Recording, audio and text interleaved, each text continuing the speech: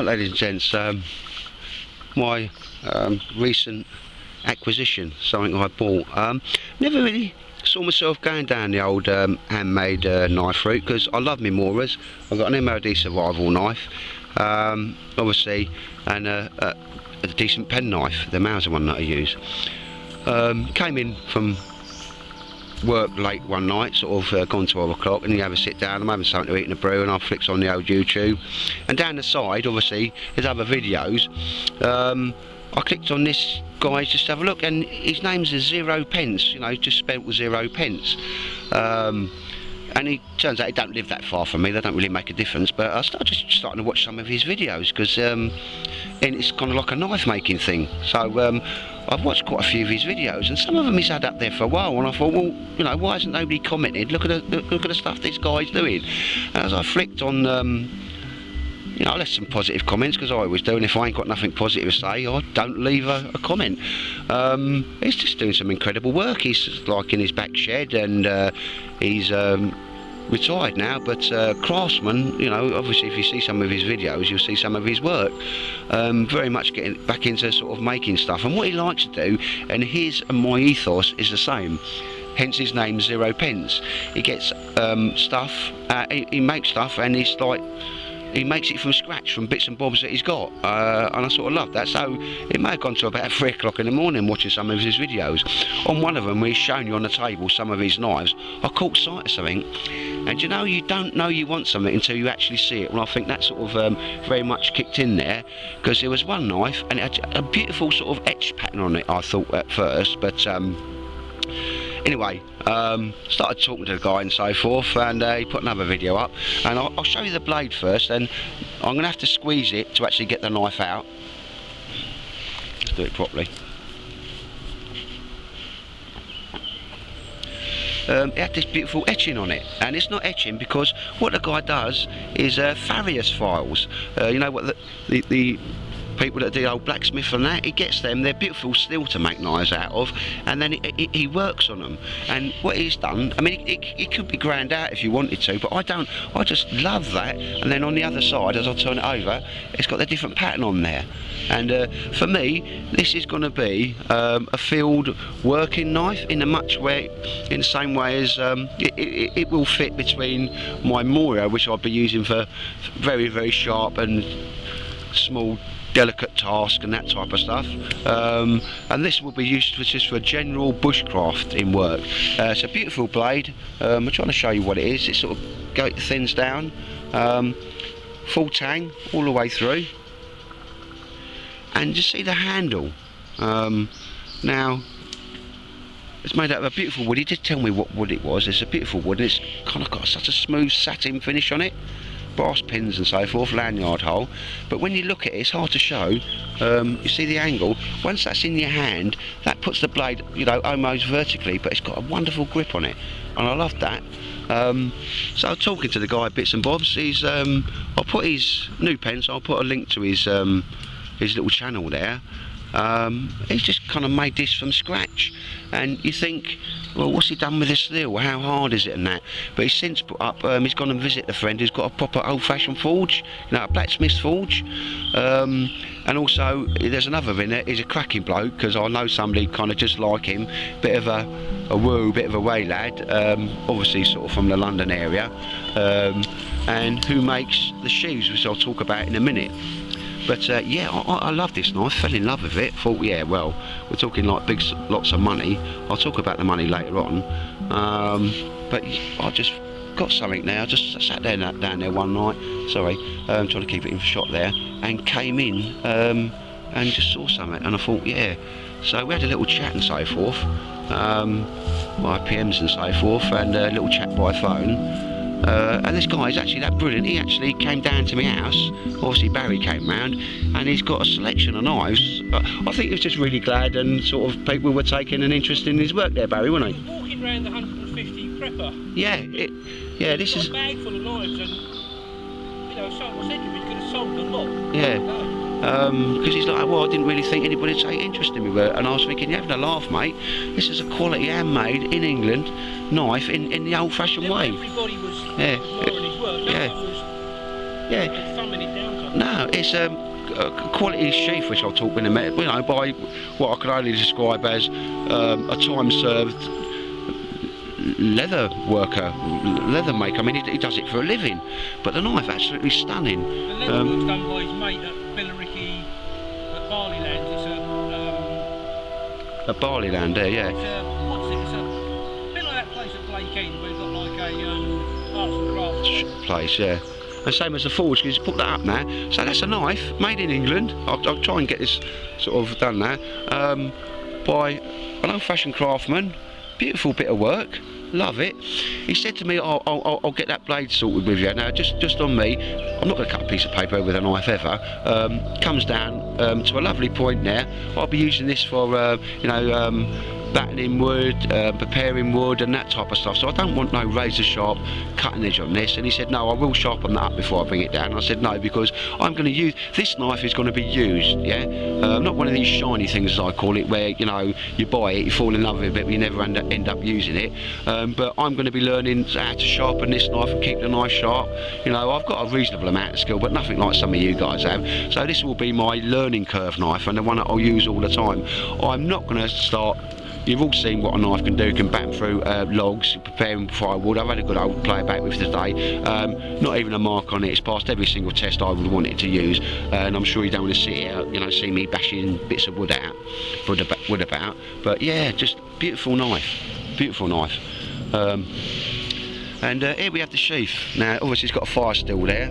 I asked not to have like a belt loop, because as you'll see in another video I do, I would like to have this. It's designed for back carry on a belt, but I like mine in the Mora style, if you watch some of my videos, to have it slung across the front of my body for when I'm using it, and then I'll push it round to the side when I'm not. So, you know, if you wanted something like this, if you wanted like the traditional drop loop on there with a D-ring, that can all be done for you. But just, I'll try and bring it a little bit closer. I'm sorry about the old thing there, just to see some of that beautiful ornate work on it and the stitching.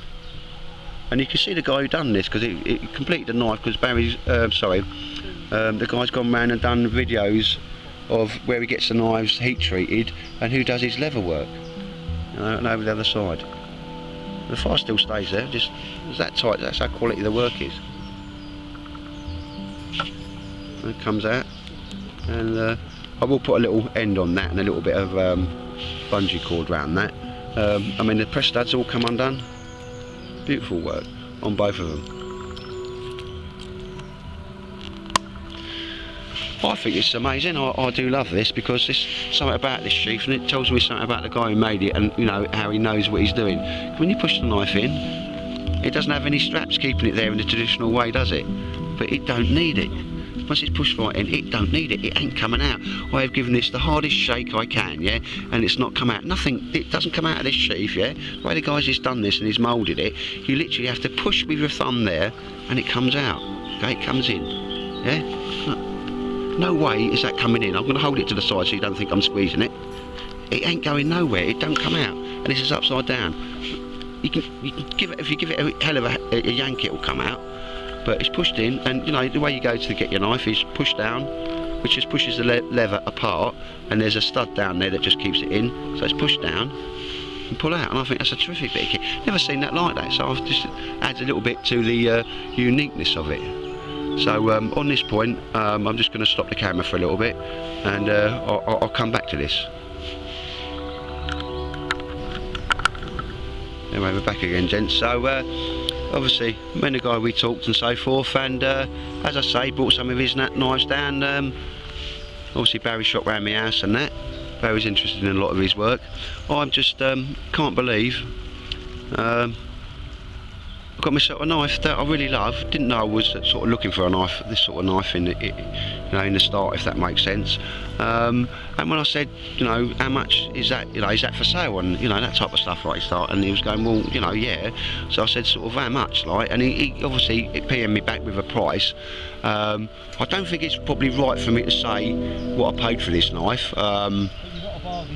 Well, let's just say my reply to the first private message was, no, I meant the sheath and the knife, and then the reply was, no, that's what I meant. You know, the knife and the sheath is what you get for that price.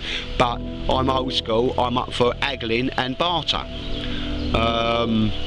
And I was like, whoa, you know. So just to say, I've no, it's not for me to start pricing up this guy's knives or that type of stuff. You know, please PM him, ask him, and that type of stuff. But to say I'm happy with this knife and the price I paid for it, or I think I robbed the guy. But he says no,